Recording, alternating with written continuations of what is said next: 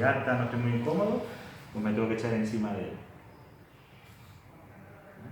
¿Cuál es la diferencia? Simplemente que si yo quiero intentar hacer sacro ilíaca solo, pues voy a tener que poner la mano aquí, la cadera. ¿Vale?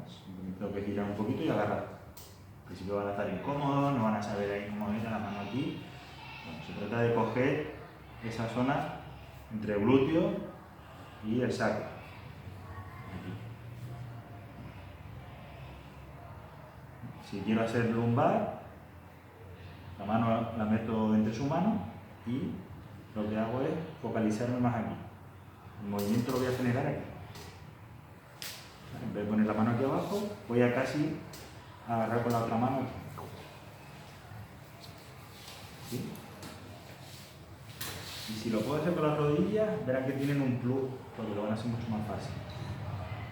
Y ahí tiene bastante tensión aquí.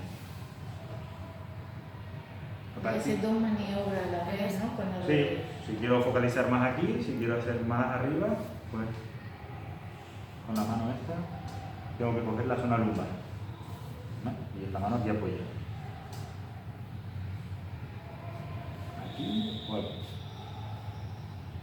Muchas veces voy a saltar las dos haciendo lo que hago. Lo importante es posición, que él esté más o menos estable, y a partir de ahí, pues lo más rápido que ustedes puedan, no le estén ahí 30 segundos en la posición porque ya se pone incómodo, ya está con mucha tensión. Bastante rápido, coger aire y soltar aire.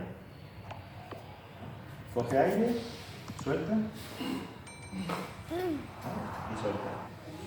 ¿Sí? ¿De acuerdo? No va a tener ningún problema. Aquí sí suele sonar más. Lo primero que vamos a hacer es ponerlo en la posición.